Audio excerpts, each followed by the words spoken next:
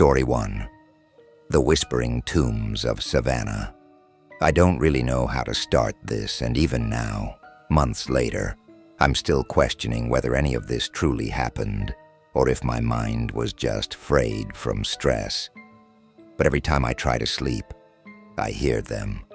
I hear the whispers. My name is Jason Whitfield.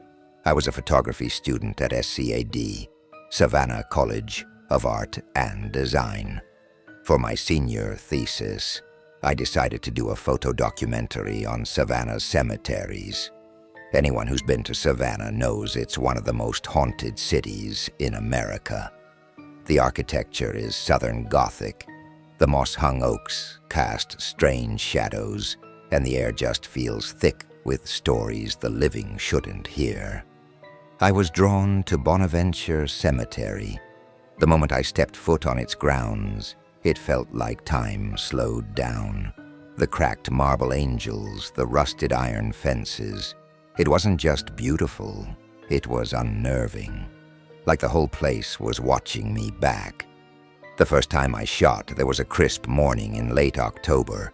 The sun cut sideways through the trees, and there was this orange glow over everything. Perfect light. I had my Canon DSLR, tripod, and a handheld voice recorder.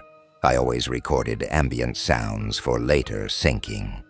That evening, as I reviewed the footage, I noticed something.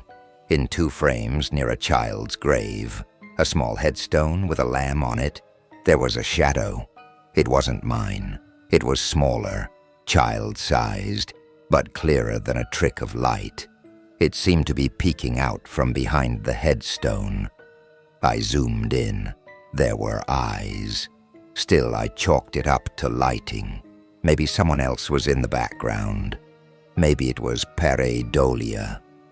Then I listened to the audio. For the most part, it was just birds, wind, rustling leaves, until the 12-minute mark. There was this whisper. It wasn't English, not exactly, but it sounded like it was trying to be. I boosted the audio, filtered it. The whisper was faint but chilling. You see me. That night I didn't sleep. I tried to convince myself it was a recording glitch, maybe wind catching the mic just right. But the next morning I woke to something that made me drop the project entirely, for a little while anyway. On my front step was a folded piece of paper, old, weathered. Looked like it had been torn from a journal or ledger. The ink had bled slightly, and it smelled like mildew and earth. On it was a name, Thomas Alder, and below that, a date and time, October 29th, 5:33 p.m. I didn't know a Thomas Alder. I asked my roommate, Ryan, if he knew anyone by that name. He didn't.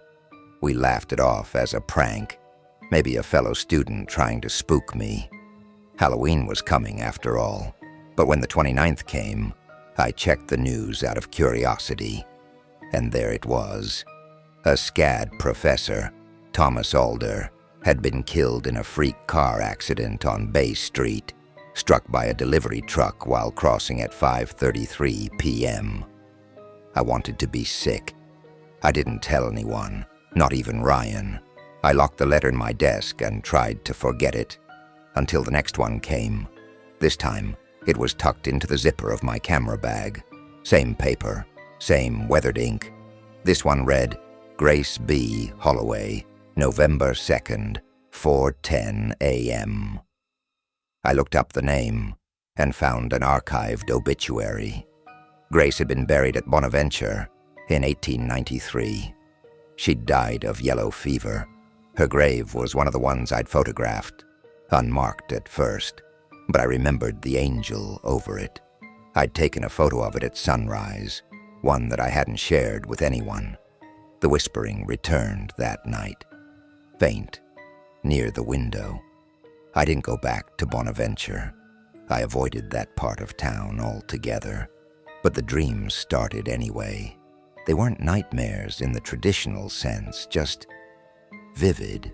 I was always in the cemetery, always at dusk, always hearing the wind move between the tombs, and always seeing children, standing still, heads tilted, mouths open, whispers pouring out of them like smoke. One of them, she wore a blue dress with white lace, began appearing every night. She never said anything at first, just stood near the child's grave with the lamb statue. Then one night, she whispered, "You took our picture." I woke up screaming.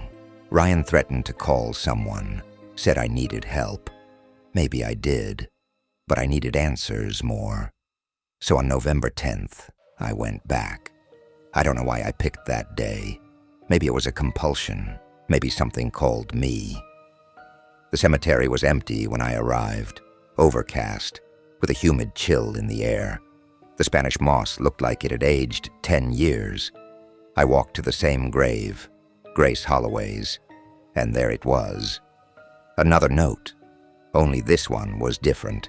The ink was red, almost still wet, and it didn't have a name, just a phrase. "Yours is next." I turned around. The girl in the blue dress stood 10 feet behind me. She wasn't transparent. She wasn't glowing. She looked real. Pale, eyes glassy, lips stitched shut with black thread. I tried to back away, but I couldn't move. Then she tilted her head and pointed. I followed her gaze. There was another grave behind me, one I hadn't noticed before. New stone, clean granite. It had my name on it. Jason Whitfield, 1999, November 10th, 2023. I ran. I don't even remember the drive back. I dropped out of SCAD that week. Moved back to North Carolina with my parents. Never touched a camera again. But the whispering followed me. It's quieter now, more subtle, but I still find notes sometimes. Folded paper under my pillow. In jacket pockets I haven't worn in months. Always names, always dates. Sometimes I look them up. They're always real.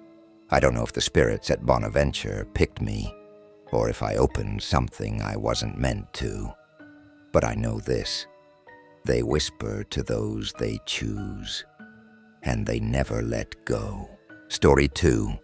The Grave That Grows Warm. Black Hope. Horror revisited. I never thought I'd be one of these people. The ones on those late-night shows talking about haunted houses and cursed land. I used to roll my eyes at that stuff. But what happened to me? What happened in that house just outside of Houston? It changed everything I believe about life and death and what comes crawling up from beneath it. My name is Denise Carter. I'm 34 years old. I'm a nurse, single mom of a 9-year-old daughter named Layla. In March of 2022, I bought a home in a neighborhood called Newport, out past Crosby, east of Houston. Quiet place, trees, good schools, just enough distance from the city to feel peaceful, but close enough for work. The house was a 2-bedroom, single-story brick home on a cul-de-sac. Nothing fancy, just clean and affordable. I scraped everything to get that down payment. The seller's agent was polite, but odd. A little too eager, like he just wanted to close and go. That should have been my first red flag. The weirdness started almost right away. The first night we spent in the house, the heater kicked on around 2 a.m. It was late March in Texas, already warm, but the air coming from the vent in Layla's room was cold. I thought it was a malfunction. Maybe the thermostat was acting up. But the air outside, it was warmer than inside. And when I stepped onto the back patio, barefoot that morning, I noticed something strange. The grass was dewy and cool, but there was a patch, about 3 feet wide, near the back fence that was warm. Not sun-warmed. It was radiating heat, like someone had buried a heating pad under the soil. I bent down. The ground was soft. It had been disturbed, but not recently. No signs of animals, no broken earth, no smell. I left it alone. Over the next few weeks, Layla started complaining about nightmares. She said there was a lady crying in her room. I chalked it up to the stress of moving. New house, new environment. Kids can be sensitive. I gave her melatonin gummies and told her it was just dreams. But then I started hearing the crying too. It would come from the hallway. Software, like someone weeping into cloth. I checked Layla's room a dozen times. She'd be fast asleep, mouth open, blankets twisted, but the sound. It was closer than I wanted to admit. Sometimes I thought I heard it behind me. One night, around 3:30 a.m., I woke up drenched in sweat. My room was boiling. The thermostat read 79 degrees Fahrenheit, but the air felt thicker, heavier, unnatural. When I got out of bed, the crying was louder. Not just weeping, wailing, grief pouring through the walls. I opened my bedroom door and followed the sound. It led me to the backyard. That patch, the warm one, was steaming, literally steaming. I stood there barefoot, staring at it. The grass above it was dying now, yellowed and brittle, and in the middle of it was something I hadn't seen before. A small rusted ring like an old handle or latch, partially buried. I don't know what possessed me, but I went and got a shovel. I dug for nearly 2 hours. The soil came away in layers, dark and damp. About 3 feet down, I hit something hard, not wood, more like stone. I brushed it off and realized it wasn't a coffin, but the outline of a rectangular cavity in the ground. The sides were bricked, like a pit, a grave, but it was empty. I ran inside, locked every door, sat in the kitchen with the lights on until sunrise. The next morning, Layla had deep purple circles under her eyes. She hadn't slept. She told me the lady was sitting on the edge of her bed. She said the woman was wearing black, with a veil covering her face, and she kept saying the same thing. Return what was taken. I called a local priest. He blessed the house. It didn't help. I did some digging, not in the yard this time, but at the local library. I found an old article about the Black Hope Cemetery. It was a slave burial ground from the 1800s, supposedly relocated when developments began in the 1960s and 70s. Only, no one can say where the remains went. Some say they were never moved at all. The article mentioned a woman named Betty White, not that Betty White, who sued developers after discovering her backyard was literally on top of unmarked graves. Her husband had died after digging, trying to install a swimming pool. He collapsed a week later. The similarities made my skin crawl. I called the county office. The woman on the phone asked for my address. When I gave it, she got quiet, told me she'd look into it, and hung up. I never heard back. That night, the heat returned. The whole house was sweltering. The walls dripped condensation. Layla started screaming. I ran to her room and found her pointing to the corner. She whispered, "She's angry. She says you opened it." And there she was, the woman in black. She stood near the window. Her veil fluttered slightly, as if moved by breath. Her hands were folded in front of her.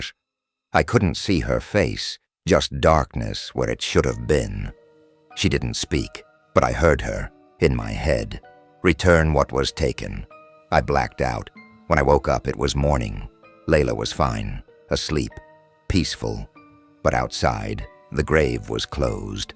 No soil pile, no sign I'd dug it. Just that same yellow grass. I moved out the next week, broke the lease, took a financial hit, didn't care. We live with my sister in Sugarland now. I still don't know what I took. I didn't find bones. I didn't keep anything, but maybe just opening it, maybe seeing it, was enough.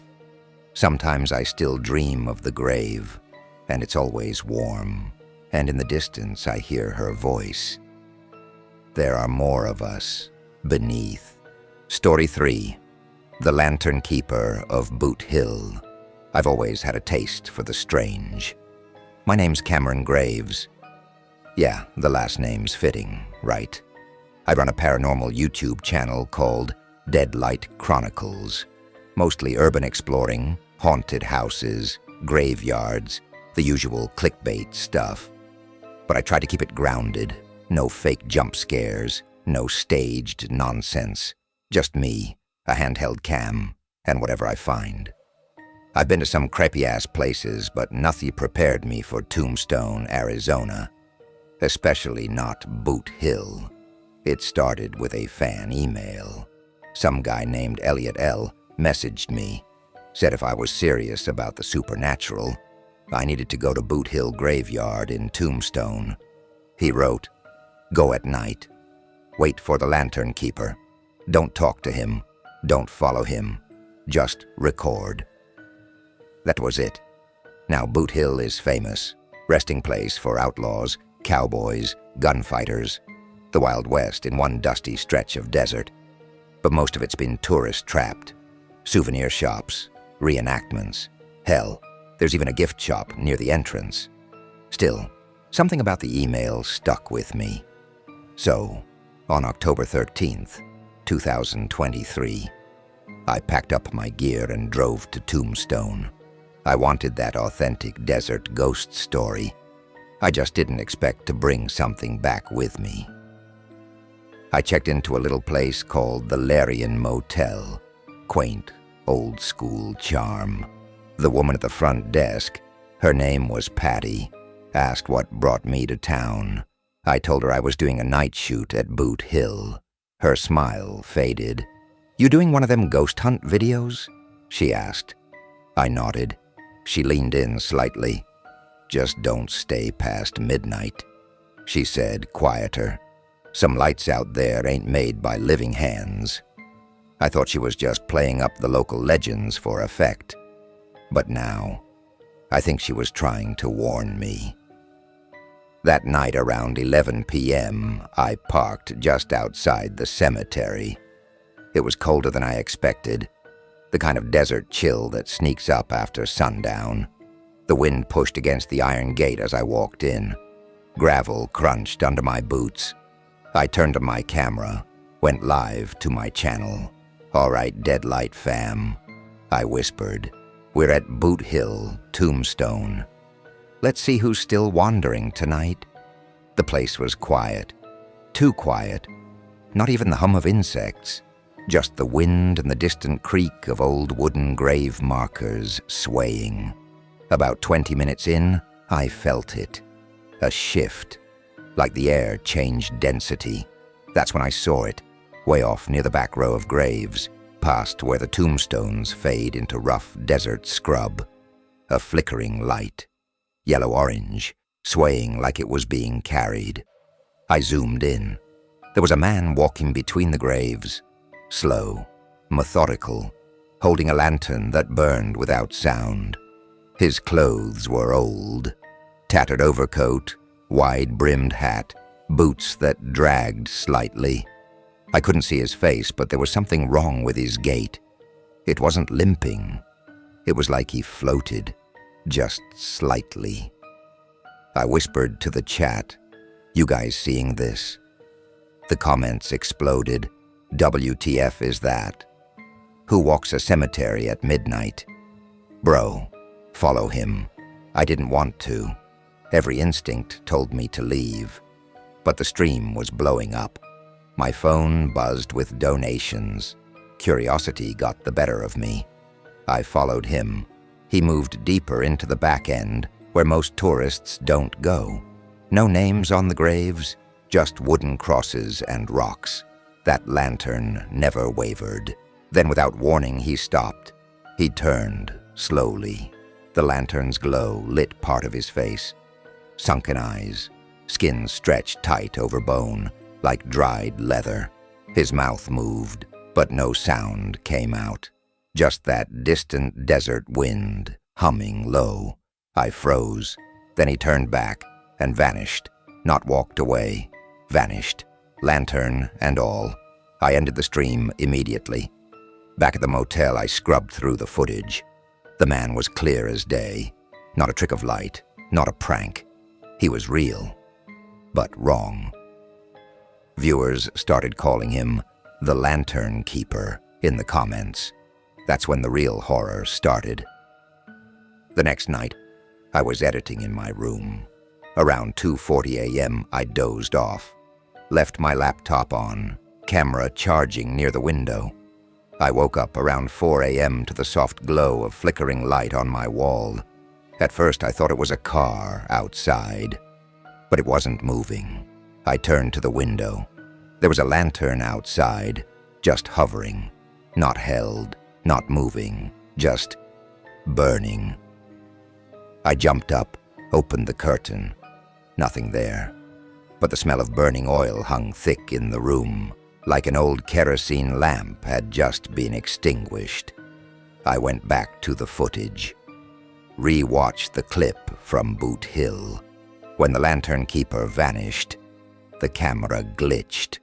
One frame, just a single frame, showed the lantern in a different place, right behind me. I didn't sleep the rest of the night. Things escalated quickly. My viewers started emailing screenshots from the live stream. Some paused the video in spots I didn't even remember filming. One showed the Lantern Keeper reflected in my camera lens. Another, and this one chilled me, showed the lantern in the background of my motel mirror. I thought I was losing my mind. Then came the final straw. 3 days after Tombstone, I was back home in Flagstaff, doing a late-night stream, answering fan questions. Just a casual Q&A. Someone in the comments asked, "Why is there a lantern behind you?" I laughed. But then others started spamming. "It's moving. Look behind you. It's him." I turned, and there, across the room, faint but real, was that same yellow-orange glow. Not bright, but unmistakable, like it was shining from inside the wall. The stream crashed. Power went out. Everything went dark. I packed up, left the house. Haven't been back since. I don't stream anymore. People still ask about that video, but I took it down. Deleted it from every server. Burned the hard drives, because every time I watched it, the lantern got closer. I still see the glow sometimes, in mirrors, in puddles, in dreams.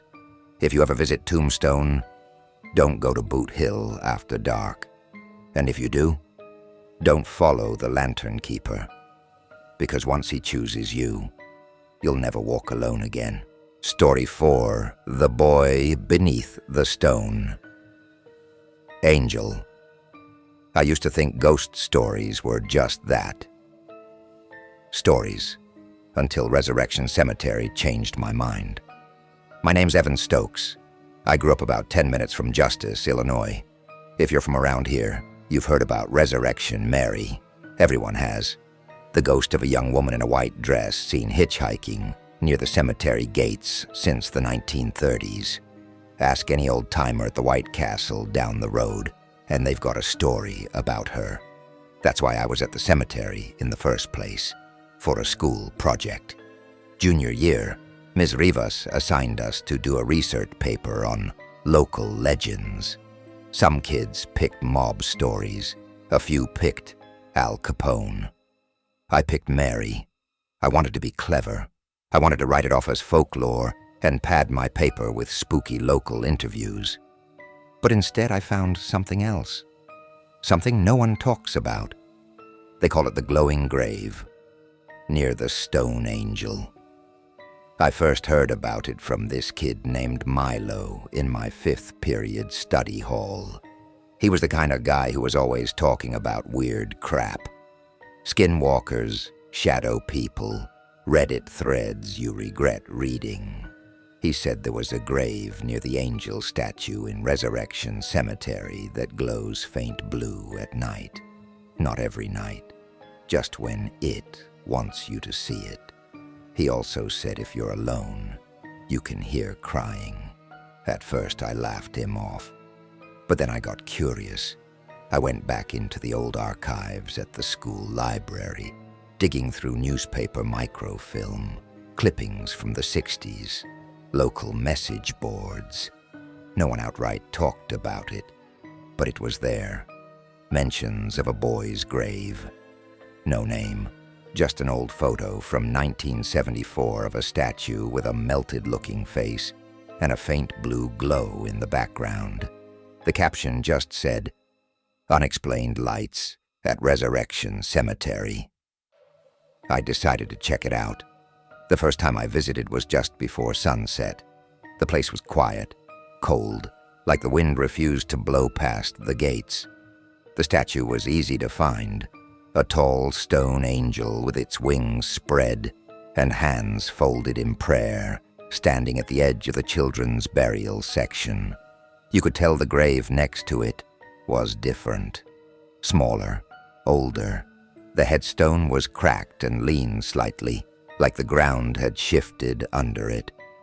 I didn't hear anything that night. I didn't see the glow, but I went back. Every night for a week I returned, brought a flashlight and my dad's old digital camera. I wasn't trying to be edgy or brave.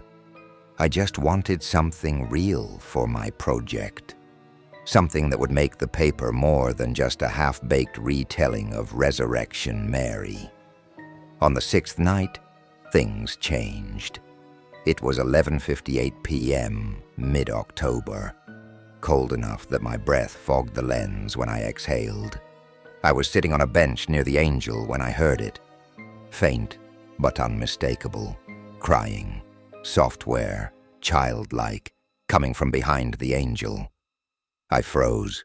My flashlight flickered like it was dying, even though I'd put in new batteries that same day. I slowly walked around the statue, half expecting to find a speaker or some prankster crouched in the dark. But there was no one, only the grave and the dirt around it. Still soft, like it had been dug recently. I knelt down, touched the grass. It was wet, warm, almost like bath water. And then I noticed it, faint blue light seeping from the soil around the grave. Not a reflection, not moonlight. The ground itself was glowing. I stumbled back, heart racing, snapped a picture. The flash went off, and in that brief second of light, I swear I saw something move behind the angel. I turned.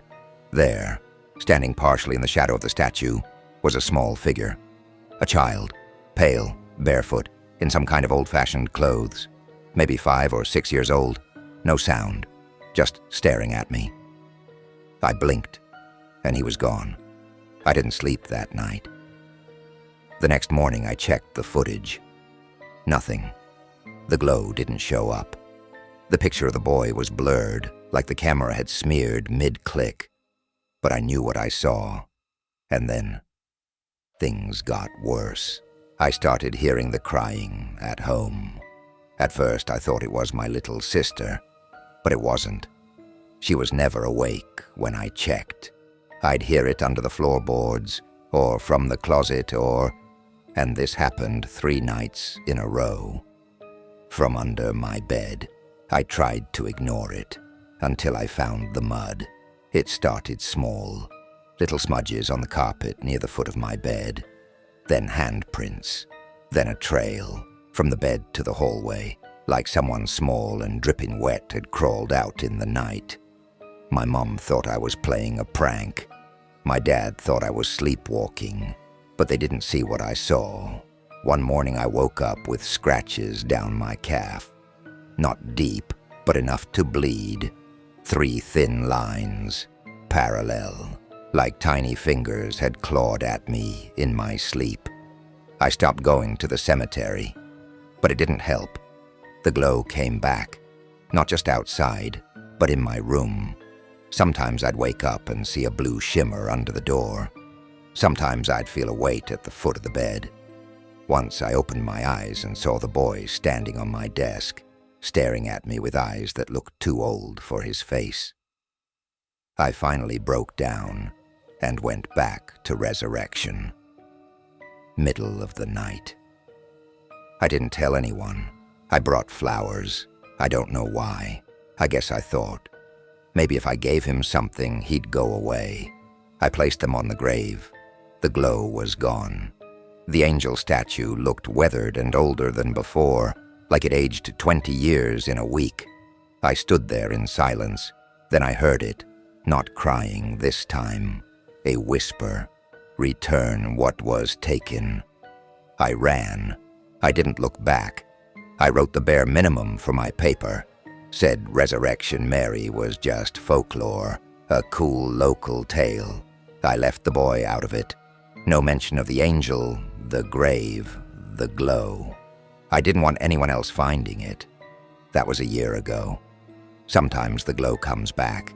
Sometimes the scratches do too. But I've never returned to the cemetery.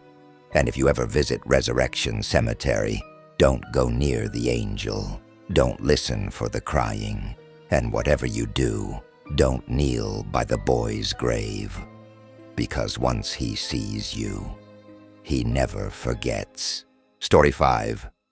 The Last Name. Etched in blood. I never believed the dead had anything left to say. I'm a preservation historian by trade. I restore old grave markers, mostly in cemeteries across New York. Greenwood Cemetery in Brooklyn was always one of my favorite places. Peaceful in that ironic way cemeteries are. The kind of quiet you don't find in the city anywhere else. The stones there tell stories most people never hear. Most people don't want to hear. But I've always listened, until the day I found the one that listened back. My name is Mallory Dade. I got contracted by the Greenwood Historical Trust last fall, October to be exact, to begin restoration work on a section of gravestones damaged by time and weather. This wasn't unusual. Greenwood's a historic site, sprawling, built in 1838. Lot of wear and tear, a lot of forgotten names. It started with a stone near the Vale of Kashmir, a quiet glade section tucked behind a grove of oaks. I remember the first time I saw it. It was just blank. No name, no birth, no death, no carving. The stone was newer than the others around it, not pristine, but not ancient. It stood maybe 4 feet high, polished granite, with a single symbol etched into the top, a circle with an X through it. That should have been the first red flag. I chalked it up to a botched carving, or maybe some Gothic family insignia. I took a photo, part of my documentation process. I logged it as unnamed marker, possibly mid-1900s. But when I looked at the picture on my phone later that night, there was something there. A name. D. Marsh. It wasn't carved, not in any traditional sense. It looked smeared, like dried paint or ink, only thicker, darker. It almost gleamed red under the flash. It hadn't been on the stone when I stood in front of it. I swear. I checked my tools, even returned the next morning. The marker, still blank. I called in Clyde, one of the longtime groundskeepers. Clyde's been around longer than the cemetery's sprinkler system. I asked if he knew anything about it. He gave me this weird pause. That section, he said. They call it the quiet plot. Nobody gets buried there no more. We stopped interments in that corner around 1973. Something about a zoning error, or maybe it was a flood issue. But I pressed him. I showed him the photo on my phone. He stared for a long time. Then, in this low voice, he said, "That looks like blood, Mallory." I laughed, uncomfortably. But that night when I uploaded all my documentation to my laptop, the image had changed. The name on the headstone wasn't D. Marsh anymore. It was Dade, my last name.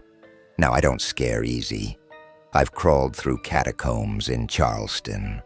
I've cataloged crypts that smelled like dirt and death in the Bronx.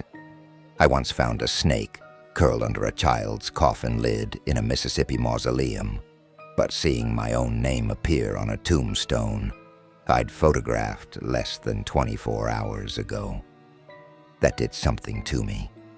I didn't sleep that night. I kept checking the photo, closing it, reopening it.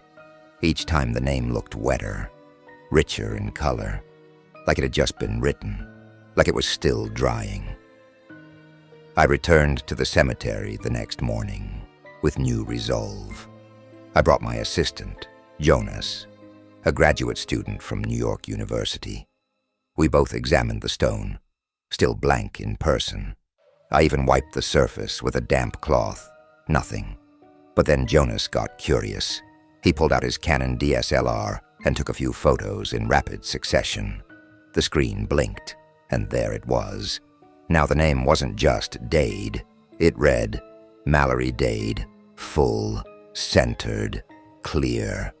Jonas looked at me and asked if this was some kind of Halloween prank. But I wasn't laughing. The following week I started noticing other things. My apartment door would be slightly open when I came home. Mail I didn't remember receiving. Old aged envelopes sealed with wax. Inside one, a single slip of paper with the same circle X symbol. Underneath in block letters, the final soul to awaken the forgotten. I reached out to an archivist friend at the Brooklyn Public Library. We dug into older Greenwood documents, specifically burial registries. That section, the quiet plot, had been used during the 1930s, but many records were missing. What we did find disturbed me. A mention of the Order of the Rooted Eye, an obscure cult that had bought 10 plots under dummy names. The group, according to the papers, believed certain graves were vessels. Doors, they called them. Their doctrine mentioned something about names binding the soul to death, and blood being the ink of awakening. I found myself at the cemetery more and more. Drawn, I'd go at dusk. Once, I swear, I heard chanting in the trees, whispering not far. And that same damn symbol, that circle X, started showing up on other stones, faint, carved in places no one would see unless they were looking. The breaking point came on November 2nd, All Souls Day. I woke to find my apartment cold, the windows fogged. On the bathroom mirror in dripping condensation were the words, "Midnight, come alone." There was no question where I had to go. I packed a flashlight, my camera, and left for Greenwood at 11:30 p.m. The gate was closed, but I knew the side path by the fence near 25th Street.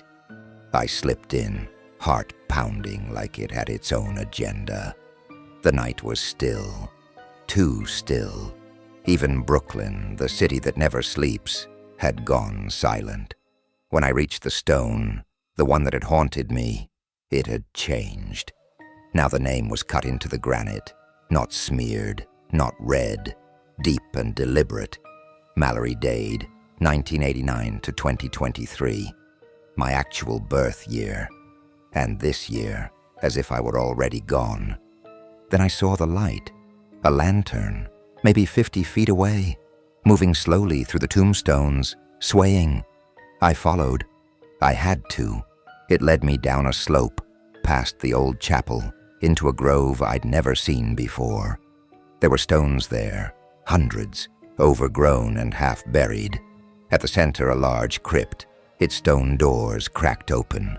Inside was that same smell, earth, rot, and something older. On the walls were carvings, that circle X over and over again, and in the middle a stone slab with the words, "The final soul shall etch their name in blood." Then I felt it, a presence behind me, cold breath against my ear. and a whisper, "You are the last." I woke up in my own bed, no memory of getting home, dirt under my nails, scratches down my arms, my camera, gone. I quit the job the next day, left the city a week later. But sometimes, late at night, I get emails from addresses that bounce back when I try to reply. No subject line, just attachments, photos of headstones. Each one now bears my name. And the date? It's still 2023. But it's getting closer to today.